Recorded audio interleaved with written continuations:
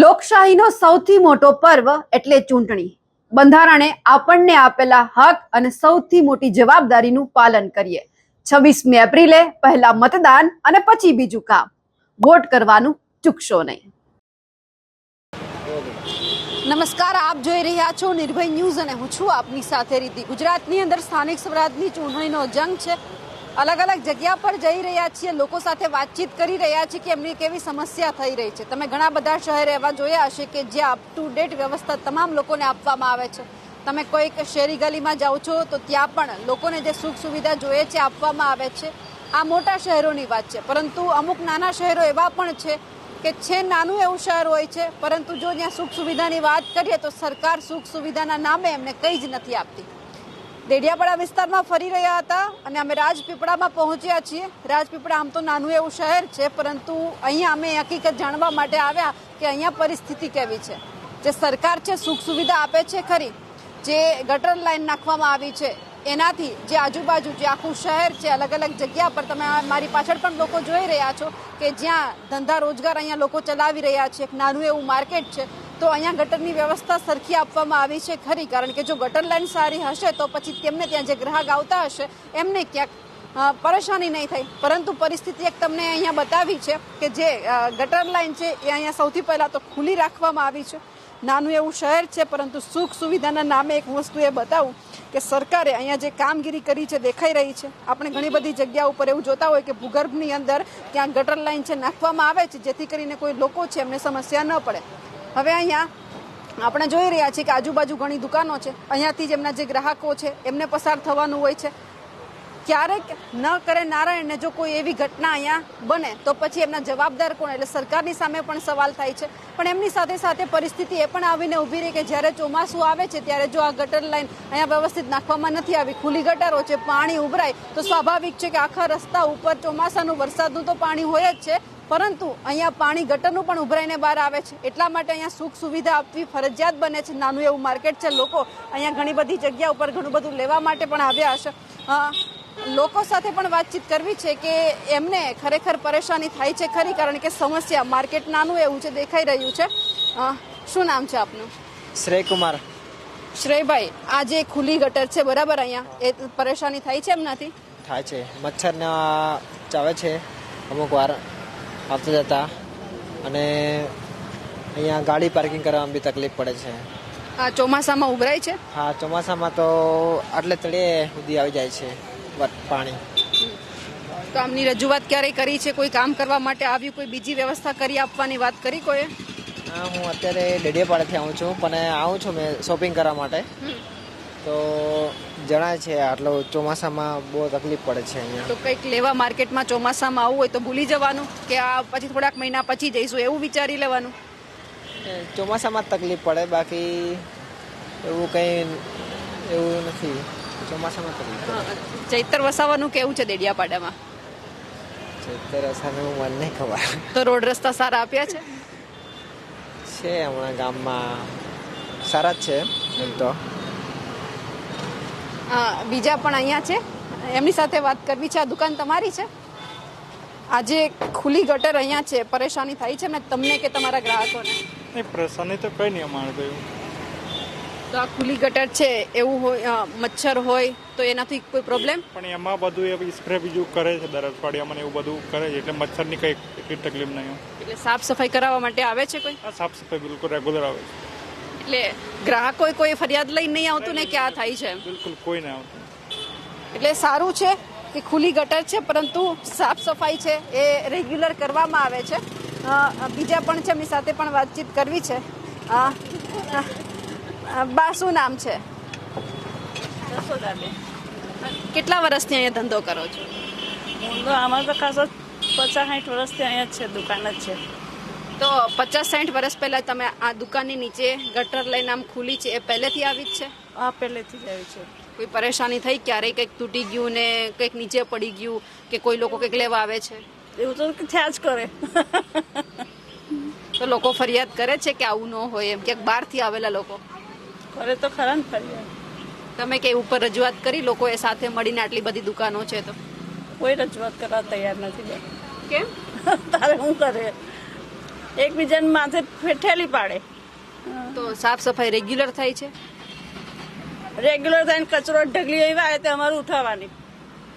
એટલે જે સાફ સફાઈ કરવા આવે છે એ જ કચરો અહીંયા નાખીને જતા રહે છે? અહીંયા ઢગલીઓ વાર દે છે અને અમારે સવારે દુકાન ખોલીએ તો અમારે ઉચકીને નાખવાનો. તમારા વિસ્તારમાં રોજ પાણી આવે છે? ગટર લાઈન વ્યવસ્થિત છે?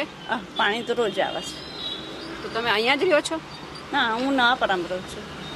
તો અહીંયા લાઇટ ને એવું બધું વ્યવસ્થિત મળે છે? લાઇટ છે, લાઇટ છે. અમુક ટાઈમ કાપ હોય તો ના હોય. એટલે સાફ સફાઈ થાય છે, પરંતુ અહીંયા તમે જે જોઈ રહ્યા છો આ પરિસ્થિતિ હું એ બતાવવા માંગુ છું કે અહીંયા જે આ ગટર છે ઉભરાઈ છે, પરંતુ કહેવામાં આવે છે કે સાફ સફાઈ કરવામાં આવે છે. આ કેવી સાફ સફાઈ છે તમે જોઈ રહ્યા છો. બીજી બાજુની પણ આ પરિસ્થિતિ બતાવી છે કે લોકો અહીંયાથી પસાર થાય છે, જગ્યા રાખી છે કે દુકાનની ઉપર જઈ શકે, પરંતુ આ એક એ પરિસ્થિતિ છે કે જે સરકારને બતાવી છે કે જેમને ખરેખર કામ કરવાનું છે એ અહીંયા ધ્યાન આપતા નથી. અને પછી એવું થાય છે કે અમે કામ કરીએ છીએ. હજુ પણ અહીંયા આખી જે એક માર્કેટ છે એમાં પણ લોકો સાથે વાતચીત કરવી છે. શું નામ છે આપનું? હિતેશ. અહીંયા આમ બેસવું ગમે છે? નથી ગમતું પણ બેસવું પડે, શું કરીશું. તો ધંધો શું કરો છો તમે? કપડાનો. કપડાનો ધંધો કરો છો. ક્યારેય તમે ઉપર રજૂઆત કરી છે કે આ સાફ સફાઈ થવી જોઈએ? આવે છે પણ પાછું આવું થઈ જાય છે. હવે કેટલા સમયથી થયું છે? આ રસ્તા જુઓ, આ આ રજૂઆત કરી repair રસ્તા કરવાની? જુઓ તમે. હમ. રજૂઆત તો કરી છે, અરજી આપી છે. ધંધામાં કઈ ફરક પડે આ ગંદકીના આ રોડ રસ્તાના કારણે? કઈ ફરક ના પડે ધંધામાં તો. તો અહીંયા ઇલેક્શન જેવો માહોલ છે, લોકો પ્રચાર કરવા માટે કે ક્યાંય આવે છે? હા, આવે છે. તો એક વખત એ જે ઉમેદવારો પ્રચાર કરવા આવે એમને આ બતાવજો કે અમારો વોટ લાગતો નહીં ને, અમે રહે બીજે દુકાન અહીં ધંધો અહીં, તો પછી તો પણ એટલું તો ફરક પડે ને, રોજ ધંધો અહીંયા કરવાનો છે. હા, એ તો ફરક તો પડે ને. એટલે લોકો વિનંતી કરવાનું કે છે. આ તમે જોઈ રહ્યા છો, બીજા પણ છે. શું નામ છે આપનું? શેઠ. ક્યાં છે? કોને? એ વાત કરતો અહીંયા છે. આ સમસ્યા છે ગંદકીની. હા, એ બહુ સમસ્યા છે. કાફી સમયથી છે. અમે અરજી બી બહુ આપી છે. અમે કેટલા સમયથી 4-5 અરજીઓ બી આપેલી છે અમે નગરપાલિકામાં, પણ કોઈ ધ્યાન જ નહીં આપતું. પ્લાસ્ટર બી કરાવવાનું કીધું. ચોમાસામાં પાણી અંદર દુકાનોમાં પાણી આવી જાય છે.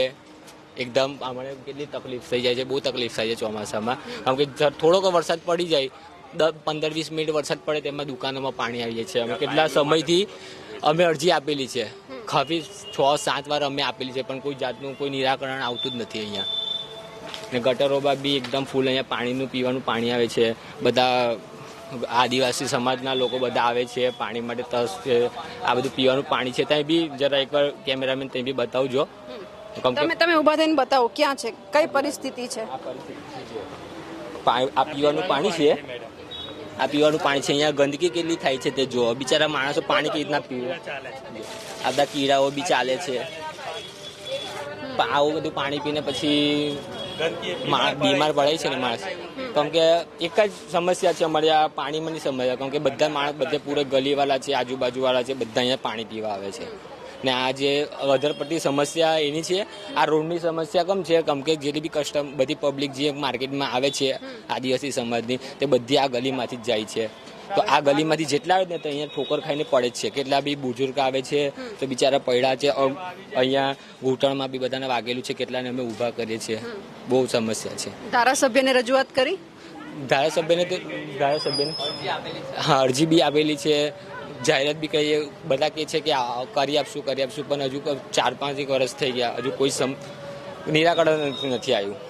રજૂઆત અનેક વખત કરી છે, નિરાકરણ નથી આવતું. અહીંયા પણ છે દાદા, એમની સાથે વાત કરવી છે. કેટલા વર્ષથી તમે આ તમારો ધંધો ચલાવતા હશો? 2004થી છે મેડમ. તો આ સમસ્યા ખાસા ટાઈમથી છે. બધા કોર્પોરેટરને વાત કરેલી છે તો કે અમે આવીશું તો તમારું આ કરી આપીશું, એવી જ વાત કરે છે. પણ આનું નિરાકરણ કંઈ લાવતા નથી. અને આગળનું ઉપરનો રોડ ઉપર છે તો જરા પણ વરસાદ પડે છે તો ગલીમાં પાણી આવી જાય છે અને ડાયરેક્ટ અંદર દુકાનમાં પાણી જતું રહે છે. કેટલા સમયથી કીધું છે કે અહીંયા પ્લાસ્ટર કરો, પ્લાસ્ટર બી નથી કરતા. કેટલા લોકોને ઠોકર વાગે છે, પડી જાય છે. ગટરનું બી કેટલી વખત કીધું કે અહીંયા ગટરનું નિરાકરણ લાવો.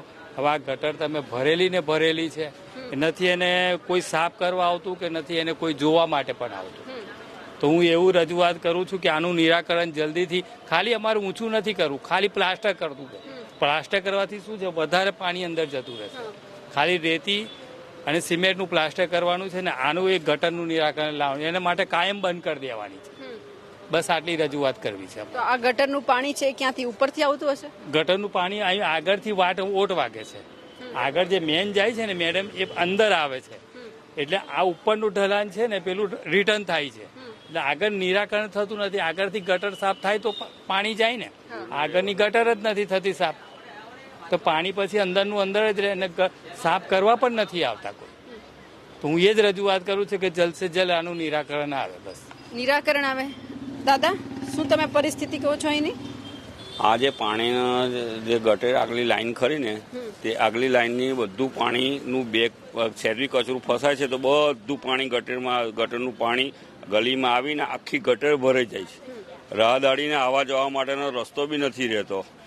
એટલે અમે અરજી આપેલી છે કે આગલા રોડના લેવલમાં કરી ને પાણી આ ગટર બંધ કરી અને આખું લેવલ વ્યવસ્થિત રીતે અમને કરી આપે, જેથી કરીને રાહદારીને કોઈ જાતની તકલીફ બી ના પડે. અને પ્લાસ્ટર બી કરવાનું છે. આ રોડ બધો કમ્પ્લીટ છે, ખાલી બધા ઉખડી ગયું છે. પ્લાસ્ટર રાખી કમ્પ્લીટ કરી આપે, બસ એમની એવી વિનંતી છે બધી. એટલે જો આ ગટર લાઈન છે એમને ઢાંકી દે તો પછી એ પાણી બહાર ના આવે. આજ એક જ ખાલી ગટર, પેલી નહીં, આફાજુરી નહીં, આ જ ગટર. આનું કમ્પ્લીટ છે. એક જ ગટરનું પાણી બધું રોકાઈને પાછું આવે છે રિટર્ન. એટલે એમને રજૂઆતમાં અરજી રાખીને મોકલેલ છે. સાફ સફાઈ કરવા આવે છે કે? સાફ સફાઈમાં આ બધું બેગ માણે છે. એટલે સાફ સફાઈમાં તો અમે તો હોય ના તે વખત આવીને કરી ગયા હોય, પણ અમુક વખત જયારે આવે ત્યારે કચરો તો અમને દેખાયા જ કરે છે. તમે જયારે બી આવશો ત્યારે તમને કચરો દેખાશે ને દેખાશે જ. તો ધારાસભ્યએ ક્યારે મુલાકાત લીધી છે? મુલાકાતની અંદર તો હવે આપણે હોય આવે ને ના હોય તો ના આવે, એવું છે કામ છે બધું. આ બધું કારણ કે મુલાકાતમાં તો હું અહીંયા હતા તે આવીને જરા જોઈ જાય, પણ તે મેન માણસ હોય તે આવીને બધું કમ્પ્લીટ કરી જાય તો બહુ છે આપણા માટે. તો સાફ સફાઈ વાળા સમયસર નથી આવતા. પીવાનું પાણી બધા જ લોકો, આ બધી દુકાન વાળા અહીંયાથી જ લે છે? હા, અહીંથી પાણી પીએ છે. તમારે દેખતા અમે પીને બતાવીએ, એવું કશું નહીં. અહીંથી લઈને બધા પીએ છે. ના સર, અમારા દુકાન હતી તેમનો નળ છે, કાયમી નળ છે. એટલે અહીંથી પાણી લઈને અમે પીએ જ છીએ. પણ અમે પેલું કે સાફ સફાઈ કમ્પ્લીટ કરી આપે ને બધું પૂરી આપે, એટલો એમનો આભાર. અત્યારે પ્રચારમાં આવે છે કોઈ? ના, હમણાં પ્રચારમાં તો હવે બધા તો આવે છે.